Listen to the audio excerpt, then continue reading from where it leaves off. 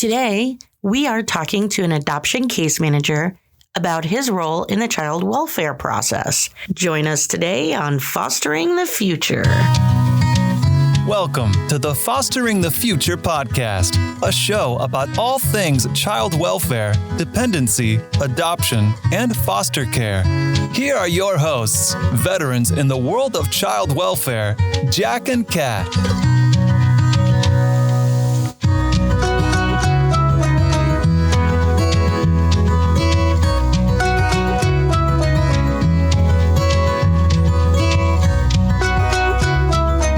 We believe that every human has incredible and equal value regardless of what side of the courtroom we sit on.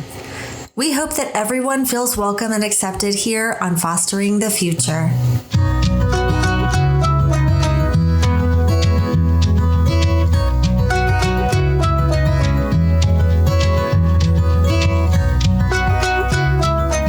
Make sure you follow us on Facebook or Instagram as Fostering the Future Podcast, or check us out on our website at fosteringthefuturepodcast.org.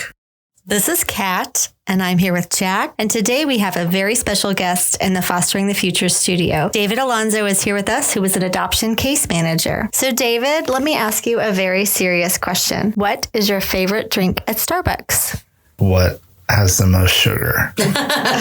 Probably something like the caramel ribbon crunch frappuccino. Do you like that one? I get that one a lot when we go there. Yeah. Yeah, that's what, when I've had teens, that's their favorite drink is the caramel ribbon crunch frappuccino. You know, the s'mores one's good too. I like that I didn't even know there was a I'll go with that. I'll go with s'mores. That sounds delicious. Let me ask you, David, what was your first experience with foster care? Like, did you know anybody growing up? Not that I was aware of. I mean, after I became a case manager in like 2015, one of my teachers said they were in foster care growing up. So like I knew someone who was a foster kid. I just didn't know. One of your teachers that you'd had as a child? My 6th grade teacher. Oh my gosh. I'm from a real small town. So like everyone just knows each other for life. You know, I think a lot of times you don't know what foster care is. So you fail to be able to define it. Because I didn't know that I knew people in foster care until I learned what foster care was. And then looking back, I'm like, oh, that's what that was. Because I in same situation, like I had a few people in my life who either had foster kids or went to foster care, but I just was like, oh, that's what they're doing. Same thing. So if you didn't experience foster care growing up in any way, what was it that drove your decision to work as a social worker in child welfare? I knew I wanted to help people. I just didn't know exactly how. I was a substitute teacher for a year, then I was a real teacher for a year, and substitutes are real, I guess. Sorry. Yeah. But like there's a difference with a full-time teacher, then you have the experience where you're really getting to know all the kids. Yeah. And I quickly realized that being in front of 30 kids at once 7 times a day was not for me. Can you relate there? I can relate to that. Yeah, that happened to me too. When I left being a teacher, I got one job at an adult group home. While I was there, one of my coworkers got a job as a case manager, and I looked it up and was like, I can do that. Did you have any idea how difficult and heartbreaking it would be? Oh my gosh, no. Not in the slightest. And I got there and it's like, this is a lot of work. That is the biggest understatement ever spoken on this podcast. But at the same time, like, I do think it better fit my skill set than like being a classroom teacher was. Cause it's like, even though you're overwhelmed constantly and you're always like in a fire that you have to put out, I don't have to speak in front of 30 people at once. I can figure out how to put out the fire. I can drive around with my kid. If you're willing to put in the time and the effort to do things right in child welfare, like, yeah, you'll be overwhelmed, but you can do the job. And you make a huge impact. It's so different because in most fields, the harder you work, the more it benefits you.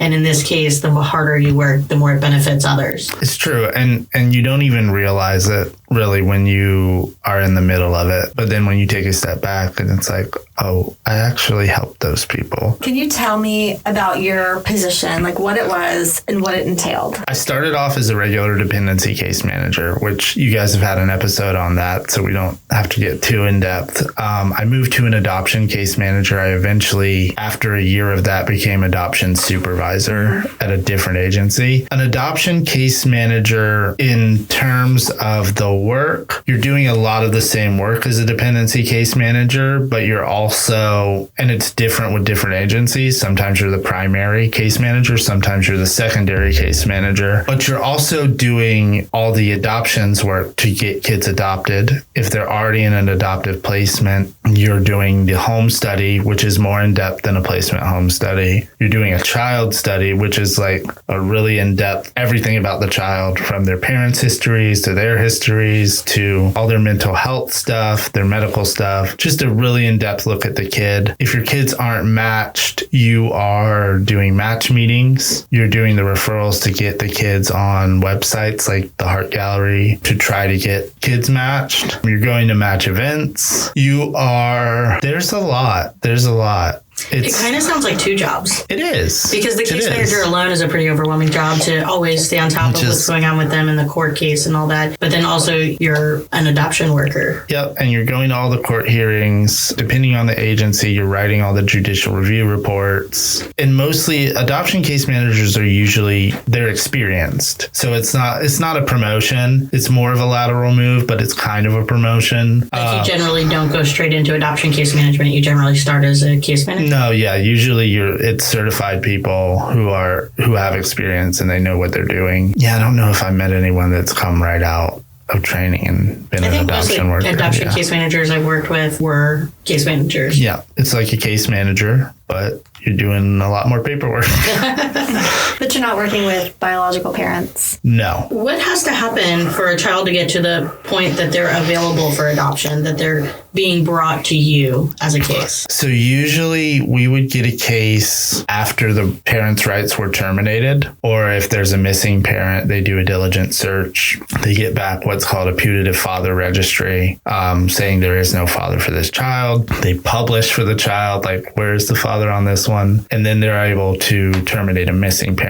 But after the parents' rights are terminated, and then they have what's called an MBI hearing, a manifest best interest, and said it's in the best interest of this child to be free for adoption. The judge frees them for adoption. Then the adoptions worker can start doing the adoptions work. So an MBI takes place after TPR happens. Okay. Sometimes TPR will happen and they don't free the kids for adoption. That's rare. I don't think I've ever been on a case that's been like that. But no, it's after TPR. Most people don't know about things like manifest best interest or the judge making a child legally free for adoption. Is that correct? I think so. I don't think that's a common. Yeah, I don't think so. I've never heard of that. Can you kind of walk us through the process of what happens from termination of parental rights through adoption day? Okay, so parents' rights get terminated. You wait an appeal period, which I believe is 30 days after the TPR. Days, right? If there's no appeal, then we can start actually trying to get the child adopted. If they're in a placement that's already an adoptive placement, we do our child study, we do our adoption home study. And even if, you're a placement, so you've had a home study already, you have to do another adoption home study. And it's definitely more intense. I remember having one where I just feel like, oh my gosh, she just like ripped my insides out. And like, basically we had this session where we talked about every devastating thing that's ever happened in my life, and I felt exhausted by the end of it. Whereas I've had a million home studies by now between adoptions and being a foster parent, so it's definitely more in depth. Yep, you definitely get probed. The backgrounds are more in depth too, so you have to wait for adoption backgrounds to come back. Once that is back,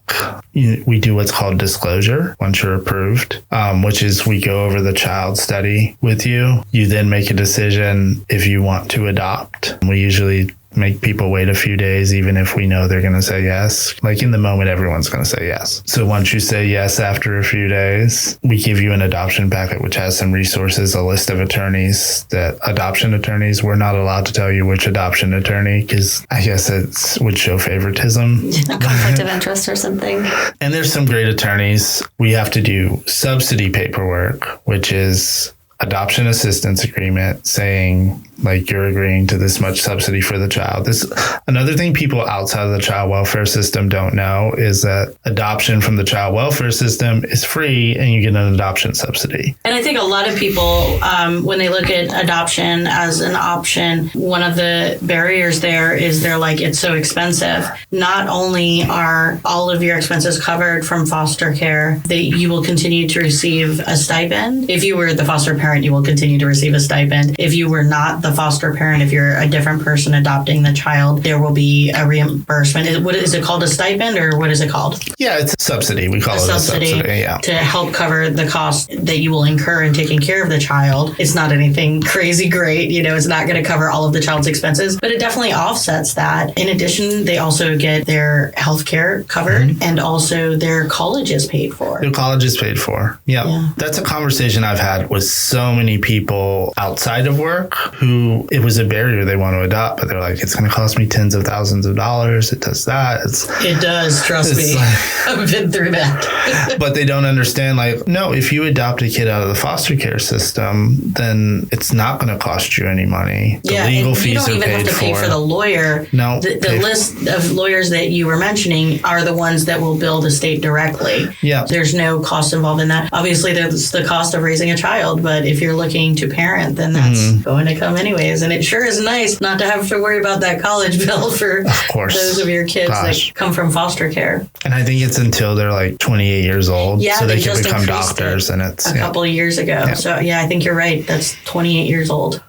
People should adopt from the foster care system. So after we agree on a subsidy, you sign another packet of paperwork. We give that to the attorney. It's called the disclosure packet. The attorney takes that. They're like, this is good. Then they go to the judge, try to get a court date. They set a court date, and then that's when the adoption's finalized. How are adoptive parents found or chosen if there's more than one option? We want to go with family first. So we look for family. A lot of times if the kid is in a placement with like grandma or aunt or uncle, or even adoptions with older brothers and sisters, then that's who we want to go with. If we don't have family, we look for non-relatives, which could be a foster parent who already has the child. If we don't have any non-relatives, we recruit. So that entails like trying to get the kids on websites like the Heart Gallery. Let's say two people want the same set of kids. There's a lot that goes into that. Like we want to keep siblings together. We'll try to go to a placement that wants to adopt all the siblings.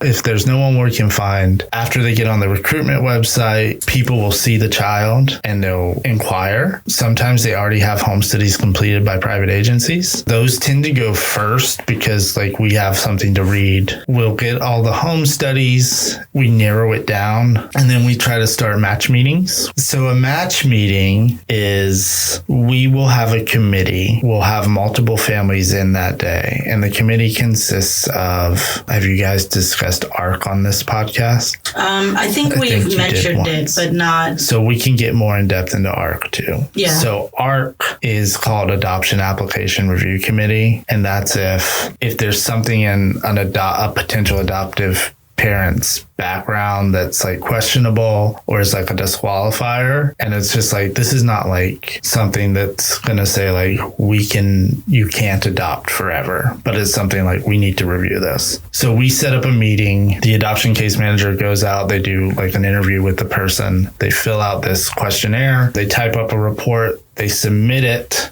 to the lead agency who runs the committee. The committee is made up of the one person from the lead agency who's running the meeting, and then third parties that work in the child welfare system, but they don't work on this case. So like someone from the guardian ad litem, usually there's a therapist, someone from DCF, and then your case manager's there, your adoption case manager's there, the therapist is there, just anyone who's involved with the case is there. And then the potential adopted placement is there, and they ask about this person's history. And it's like, okay, these things happen in your background. And sometimes it's like a drug charge from 30 years ago. But sometimes it's like, okay, you've had like 18 calls to your home for like inadequate supervision. And we go over each one. And it's really a horrible experience for the potential adoptive placement, because it's just like, you're really grilling me. You're going over all these things in my life, a lot of which they probably want to forget. We had this poor guy, he had gone to like prison for a year, years and years prior. And he raised his grandson probably from the day he was born. And he wasn't like great in the ARC interview. And it's just like, okay, let's do another one. And the judge is like really getting mad at us. And she's like, we know what the issues are. You need to fix this and come to some conclusion. Because the ARC staffings, they don't have to end in a like yes or no. They can end in like, we need more information, and then we'll have another staffing. It draws out the process months and months and months and months. Right, because you have to work with everybody's schedule. Yeah. So this poor guy, he's like sitting there, really, why can't I just adopt my grandson? Eventually he did. But then like if they don't do well in your interview as the professionals, you have to be like, I have to make sure this child's safe. But like if we say no, we're dragging this process out and this kid is not getting permanency that they need. When he's been with his grandfather his whole life. Yeah. Sure, he's not moving around. He's not going to different homes like a lot of foster kids, but like the caseworker coming all the time, like that's stressful on a family. Yeah, and we had talked about that a lot. You had talked to me when we adopted baby Jack is when we got baby Jack, he was 10 days old, and he had one visit over the course of 2.5 years before he was adopted. It took a really long time to get through to the TPR process because we kept getting new case managers, and every time we got a new case manager, I was like, all right, we're going to do this. We're going to get this kid home. And it's like, in those types of situations where there's no engagement from the parents, and also if you had taken a look at the history, you would know that a reunification was not really ever be possible, while he was with us the whole time. So he's been with us pretty much his whole life. Those first 2.5 years were so much stress because there was always the like, is he going to leave tomorrow? Is something going to happen? Mm-hmm. Is a relative going to pop up? To not have that permanency for him and for us was stress. And for us to have that stress, as young as he was, he definitely felt the stress, And our whole family was, my son over here kept saying he was going to learn Canadian so that if we had to run away to Canada with his brother, he'd be ready. Until a family reaches permanency, regardless of the stability of the placement, the anxiety that's involved is a lot for everybody involved. I'm super interested in like genetic genealogy, like the 23andMe stuff, because I listen to a lot of true crime podcasts too.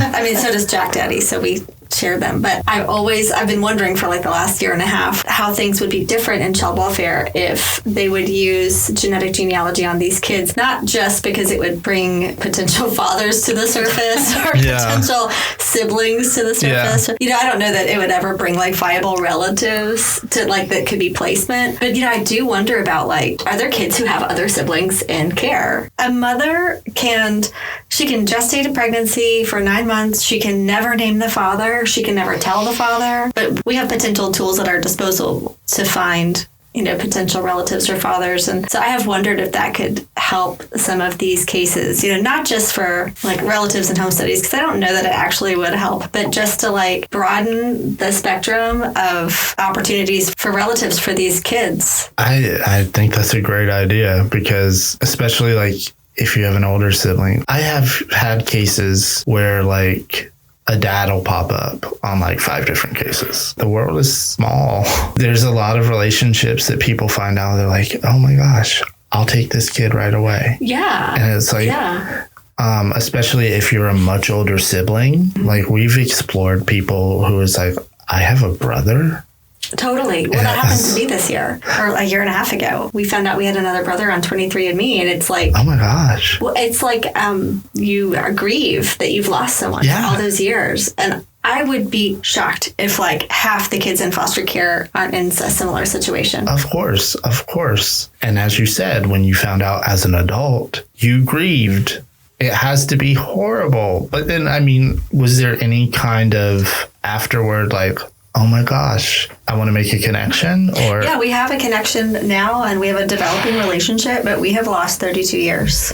Wow. And so it's not lost on any of us because now there's 4 of us that we've lost all these years together and that there were adults who kept us apart.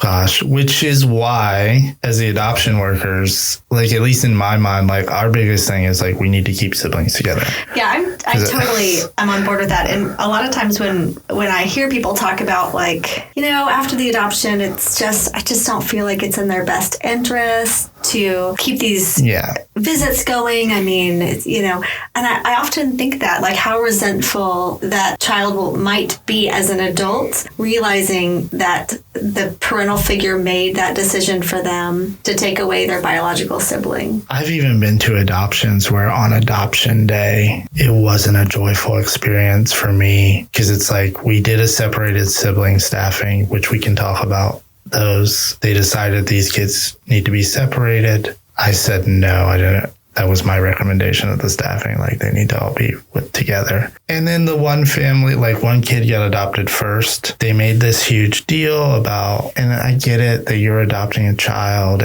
but your sister's there and she's not getting adopted that day. This is horrible. Yeah, I did have an experience with a kiddo that came to me that was supposed to be just for a night and stayed a bit longer. He had basically been in care since he was 4 years old. I think he was 11 at the time. All of his siblings had been adopted except for him, one by one, and he had watched it happen. And it was devastating for him, especially because he had gone through many disrupted adoptive placements. I mean, first of all, to go from 4 to 11, being in the foster care system, no wonder he had disrupted adoptive placements. But to be removed from his siblings and watching them get adopted one by one and being the last one chosen has got to be very difficult. Well, that leads me to our next question, which is, can you tell us about your worst day, your hardest day? Any ARC staffing was a really hard day because I felt bad for the prospective adoptive parents, even though we needed to have that staffing. And even though sometimes like we do that staffing and we're like, this person can't adopt these kids. That actually probably made it harder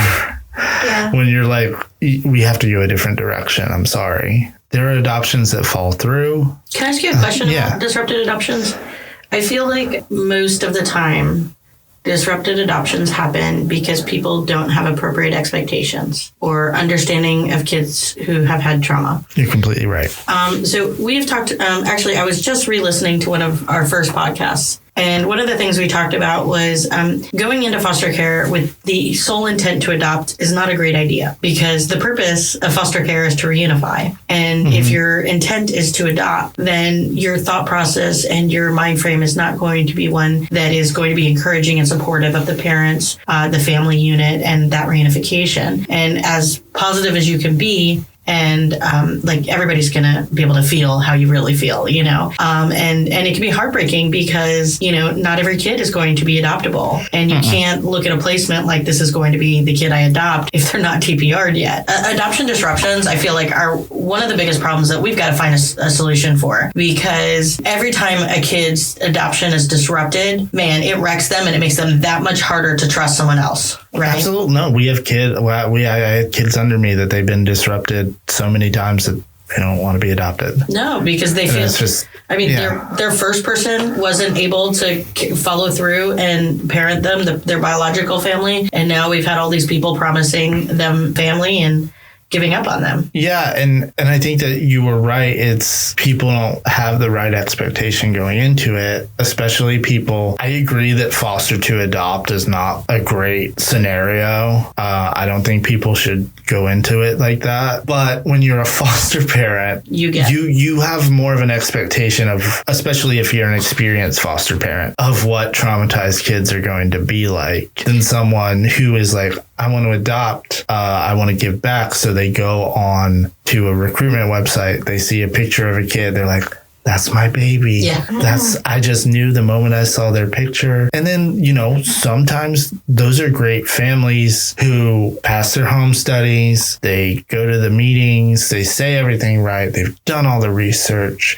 They get the kid. He breaks the stuff and they're like, he needs to leave. And it's like. But no matter what you say to someone, they don't get it until they experience it. Until you understand kids smearing poop on the wall, breaking things. Is like, I remember a friend of mine was struggling. It was actually that exact situation. She had seen her and her significant other saw him on a heart gallery, and they wanted to give back. They wanted to adopt. They had hearts for kids who needed homes. They went through the process. I mean, they're great people. They're a great family, but they didn't know what to expect. And I went over there one day because she was about to disrupt. And I was like, what can we solve here? And the main problem was he was punching the wall and putting holes in the wall. And that was scary because she hadn't, what does that mean? Like, what's he going to do? Yeah. But for someone who's been a foster parent for a little while, it's like, this isn't a big deal. Like, he just has big emotions. And if you were that age, you might want to put a hole in the wall too. Let's find a way to outlet. So I was like, let's get a punching bag for him or some athletic thing he could do in the backyard. But in the end, it was just too much. You can tell someone over and over what a traumatized kid looks like and what that's going to look like in your home. When it happens in your home, it's a crisis and you're scared and you think they're going to hurt someone or hurt you or hurt themselves. This is what traumatized kids do. And especially when they're about to be adopted by you, they're looking to see that you're going to love them even if they put a hole in the wall. And guess what? If you're like, I can't handle this when they start putting holes in the wall, they're going to start putting more holes in the wall because they've been burned so many times. They're probably just going to be like, I need to get out of this. Yeah.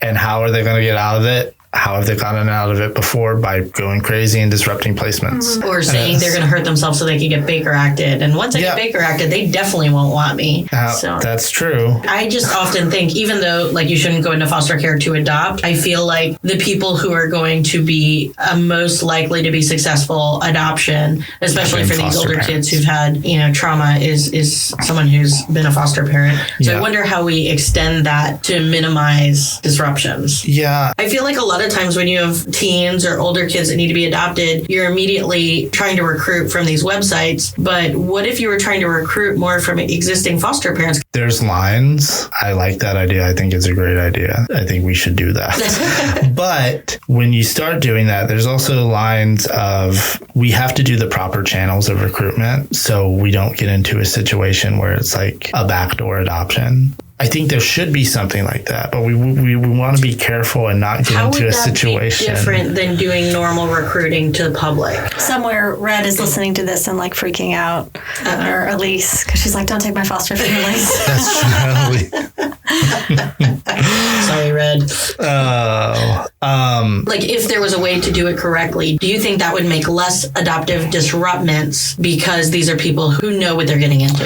Yeah, I do. I think it would be great. I also think though that like experienced foster parents don't always want to adopt. Well, that's true. I definitely think it's like safe to say this is a conversation that should go on and that we should continue to think about and talk about because these are really great points.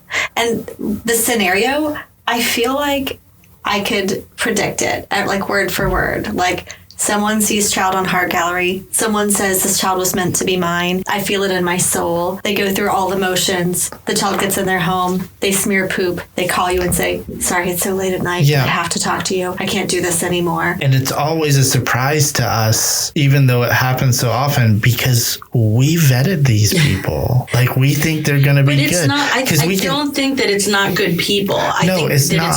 I think they just don't get it until you do it. But in our match staffings, a lot of times we weed out people that we're like, this person's not going to be able to handle this. Yeah. But, like when you see some of the most extreme behaviors is during those times of transition, those weekend visits. And I know that I'm sure you've seen lots of these behaviors, but when kids, even when it's like a fantastic home and the kid's excited to go, they're like doing crazy things with their excrement. And it's like, what's going on? And it's like, well, I've got to have control over my own body. So if I've got control over nothing else, or they're peeing in someone's shampoo bottle because they make them mad, Yeah, like it always seems to be their bodily functions. But if you think about it, it's like the one thing they have control over. And it always seems to be the case when they're like reunifying or being adopted. It's a very difficult thing for kids to go through, even when it's happy. It is. I've had a teenager go number 2 in my car. Oh, God. Teenager? Oh, God. I didn't know till after, and I was like, what does that smell? Were you able to charge like a $250 fee like Uber does? I don't want to know why you know what Uber charges for poop. I read the fine print. Yeah. I don't know about poop. I just know about vomit. If you throw up in an Uber, you have to pay Ubers $250. probably have a lot of vomit Just situations. like you should never drink too much and take an Uber. Just drink a little and take an Uber. But it was horrible. But it's just like, I felt so bad for that kid. Yeah, that must have been like mortifying. And I was like, because it was on her way to like sexual abuse therapy. Oh. And it was like, I didn't say anything to her. I took her home. I went and got, and then I cleaned my seat. But it's like, this poor girl. Yeah. Eventually she got adopted. It was wonderful, but it was so rough. And kids do crazy stuff, and people who know what they're doing freak out and disrupt them. And, this is not an adoption case I had, but the worst day I ever had was we placed this kid, and he was on the spectrum, and he wasn't high functioning. He was pretty much nonverbal. We found him a therapeutic home. 2 days in, this guy calls and he's like, you need to come get this kid. You need to come get this kid. He's freaking out. We don't know what to do. Calm the guy down. Go through scenarios like, here's, try this. And I'm like, okay, where are you? And it's like, we're on the side of the road. Oh my gosh. And I get there, and this kid is in the car. They locked him in the car. He's beating on the windows. He's taking his shirt off because he's so hot. Oh my gosh. No wonder he was freaking out. I get him in my car. I find him a dry shirt, and we found him in like this wonderful group home after. But I think about that all the time. It's like, you couldn't even get him home. You couldn't drive him to the office. I know we hate it when there's all these stories about people dropping kids, but you locked him in the car on the side of the road. I should have called an abuse report on you. Can't, even adults, when there's too much limbo in our lives, we definitely dig in our heels, and we're like, stop, I have control over my own life. I'm going to, I'm going to speed on the highway. Watch me. I mean, fully functioning adults who follow normal rules do things like that. I'm starting to worry about your speeding. I don't actually speed ever. I probably drive too slow actually, but or we spend too much money. When we feel like our lives are out of control, we're like, I'm going to Target and I'm going to spend too much money. Is that more relatable? Yeah. Okay. I do that. We do things like that. These kids, some of them have been in limbo their entire lives. Their whole life. And then they're triggered by more limbo, and we start to see their behaviors. And there's nothing that you can do to talk someone out of that. Your conscious mind is not able to say oh, you're totally right. This is a good change. You're still going to dig in your heels when there's any change. Everyone hears it in the training that traumatized kids, they're always on 100 because they're stuck in survival mode. It's like someone in road rage traffic. And and I understand how placements feel sometimes because I run at 30. If I get any higher or lower, I might freak out. I've been in child welfare so long that I stay at 30 while everything's burning around me. But people get kids, and the kid's at 100 all the time. So the placement, the parent gets to 70 and they're like, I can't handle this. And then the engine blows up, which is... Yeah. It's tough. And I think you're right. More foster parents need to adopt. I don't think everyone has the mindset of I need to adopt more kids. But some foster parents, and I've had a great one that I wanted to adopt the kids she had. She's like, no, I'm not adopting the kids. It's not for me. I got it. Foster is... We're going to try to reunify. We're going to try to find a forever home for this family. That's a wonderful mindset. Yeah. And some people actually do foster care to do that. Yeah. And that's what your mindset should be when you get into it. I've had one family that got into foster to adopt that I like. And I thought their mindset was good because they had an infant baby. They're like, we're doing foster to adopt, but we understand that we're not going to adopt most of the kids we have. Yeah. And you can't. So, or you won't have space anywhere. Listen. Jack would have 70 kids. Yeah. And you can't. And the dad fought the case, and it was a non-offending dad who was abused himself. And, he went to court. He got his kid back. He was non-offending. And the foster parents were like, okay, we understand. Yeah. I'm not saying I could ever do that. Yeah. But that's a mindset that you have to have. Absolutely. And the truth of the matter is, much less reunifications happen than should. Yeah. So when they do happen, we should be so excited. We should praise the heck out of those parents and what they've accomplished, because it's not easy. And especially in our area, I feel like maybe it's just been my experience, but knowing that we are really the heart of the opioid crisis right now, most cases are drug related. Yep. Depending on the drug, most drug addicts don't recover. No. And certainly not within a year to reunify with their child. The bottom line is most people who have drug addictions have trauma that led to the drug addiction. Most. Have you met any drug addicts that never had any trauma? There's a direct link. But I think that, for someone to recover fully from a drug addiction generally takes more than a year, because first you've got to get them to a point, first of all, where they're willing to work on the problem and admit that there even is a problem. Yep. And then when you get to that point, okay, can we talk about the trauma that led to that? Then, really it takes years to work through that trauma. You've got to get them clean, whether that's inpatient or outpatient rehab, to really successfully reunify with someone who has a drug addiction. Probably should take closer to 4 or 5 years. That's not fair to these kids. No. Right? No, it's not. But sometimes those cases last that long. Yeah. Or sometimes they are shorter and then the kid comes back into care. Yep. For a second time. Yeah. Or a third time I've seen. So I feel like so rarely are parents able to reunify that when it does happen. That's amazing. Like, we should get so freaking excited about that. And also as a foster parent, listen, if you want to adopt, chances are you're going to adopt. I've been asked to adopt way more kids than I have. Sometimes it's just I don't feel like I'm the parent of that kid. And so if I were to say yes, sure, I'm giving that kid a family, but she deserves a family that would move mountains to be able to adopt her. She deserves a family, or he deserves a family that feels in their heart that they're his parent. Yeah. And if I were to adopt that child just because we have a bond, just because, I've been their mom for this amount of time, that's not fair to them. They deserve way more than that. Every kid deserves to be just like you hung the moon. If I were to say yes to every kid that I've been asked to adopt, I wouldn't be able to foster. Definitely a situation that a lot of foster parents find themselves in. So what has been your best day? Okay, best days, lots of adoptions. My first adoption was on National Adoption Day, and it was the first National Adoption Day that I'd been to. So I was like, okay, I did this work, and now it's it's a party. It's awesome. It's a huge party. It's so cool. When a teenager gets a placement and then gets adopted, it's you cry, because most of our teens they've been through so much, and they've been through so many placements, and they have behaviors that are man, I had one kid that I had for a long, long time as a regular case manager,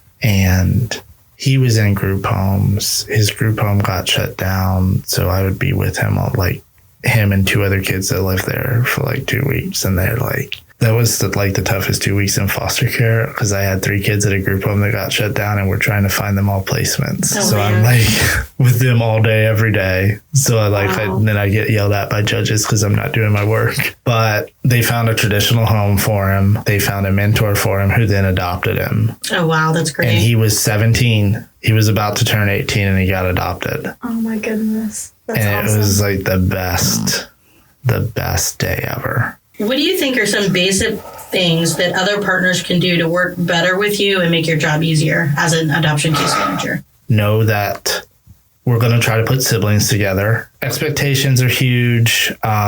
Realizing that everything it's a long process to adoption. If a friend of mine is, my foster child was TPR'd and we're being considered as an adoptive placement, one of the things I always recommend is get a hold of the adoption packet ASAP, because we've all got copies of it. Ask someone for a copy of it. Fill it out. Email it. Do not hand it to anybody. Email it, because then you have a record, because when it gets lost, when there's turnover in case management, and there's a new case manager, all of a sudden you could just say, here's the adoption. Oh, you don't have it. Here it is.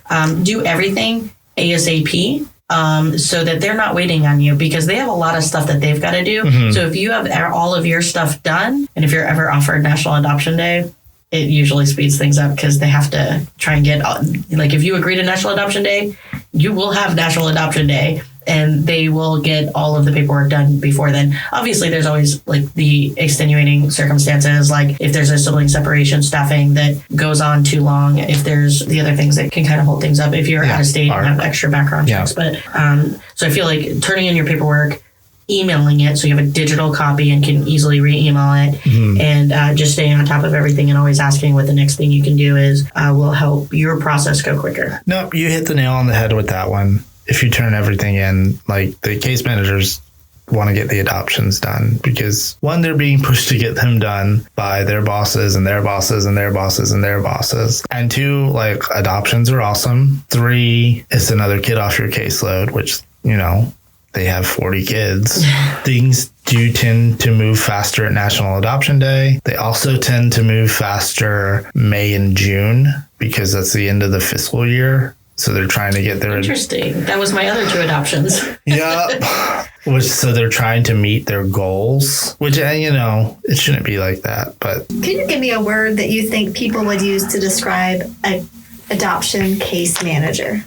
A word that people would use to describe an adoption case manager. One that I would use is experienced. Like I said before, these are all experienced case managers. They've been in the system. They know what they're doing. What would surprise most people to learn about your role? The most surprising thing, as we touched on before, to learn about our role from the outside of child welfare world is we're not charging you a bunch of money.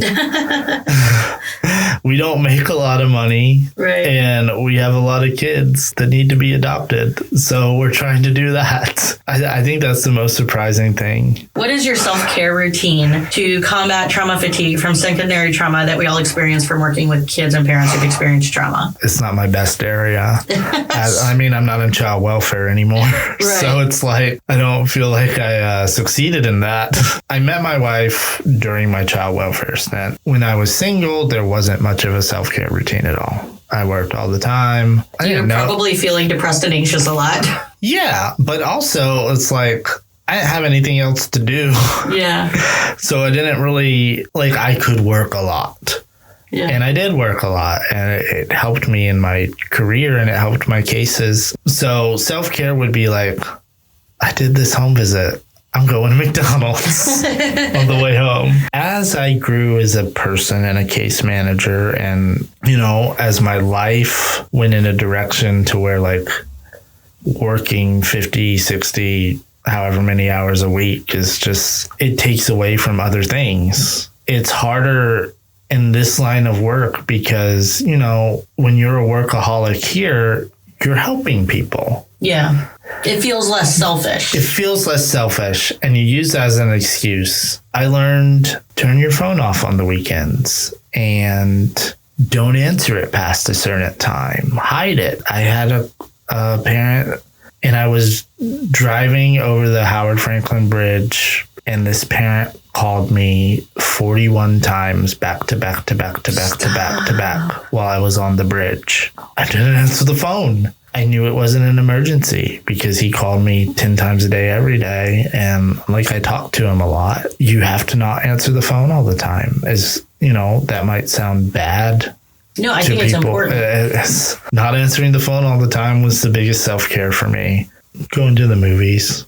Child welfare work is so serious, and so I'll watch like professional wrestling and I don't care because I deal with the horrors of life every day, so I can watch something stupid. That's awesome. Yeah, I have something similar, not wrestling, but just like really tacky TV show, like reality TV shows that I watch that are like they're so dumb, and sometimes it's embarrassing. Like, I'm not going to tell you what they are, but you know, sometimes you just need something mind numbing to kind of like recover from the stuff that like goes on during the day. Yeah. So what do you think the biggest struggles were that you faced as an adoption case manager? The amounts of paperwork are like really tough. So it's hard to prioritize doing field stuff. And like coming into adoptions, I was used to the field. So sitting down and like typing a child study or typing the home study, like I'll go and do the home studies all day, but then typing them. If someone's missing something, having to ask them for the extra document, which is like, I'm like non-confrontational to a fault. So I like, it would be, I'd have to like build myself up and be like, hey, you did this wrong. Can you do it again? And that's like the simplest thing to ask someone. But I think like this person's going to yell at me. You still have to do on-call in adoptions. On-call, no matter the position in child welfare, is always going to be the hardest. Because those are the emergencies. That's when you're responding to a crisis. Those are the crises. It's not always just a crisis. It's like kids have night-to-night placements a lot. We have to pick up the kids in the morning. We have to drop them off at night. During on-call week, you get to zero work done. So there's times during on-call week, and as an adoption case manager, you're trying to get all this stuff done to get this kid adopted. The hearing has to wait another month. So then you don't meet your projection. Right. You don't meet your goal. Right. What do you think the community can do to prevent more kids from needing to come into care? Help your neighbors. Yeah. Be a community. The "it takes a village" thing is not just a cool saying, but it's like when I grew up, and I was from a small town, but like my neighbors' parents were my second parents. If you see someone struggling, help them. Like a lot of the people that we get that come into care don't have support systems. If you know struggling parents, single parents, male or female, be their friends. Help with their kids. Give them a date night. If you see abuse, call in a report, of course. Right. So many abuse situations it's just people can't handle. Raising kids is hard. Yeah. As you know. Yeah. I don't know. Life's hard without a kid. Yeah. It's like... Yeah, support is huge. Having like a community of people that help you makes parenting easier. It's never easy, but it can be easier for sure. And I feel like a lot of people... I don't know if it's our culture or just the days that we're living in, but people think that they shouldn't get in other people's business. Yeah, I think it is our culture. We're a really individual culture.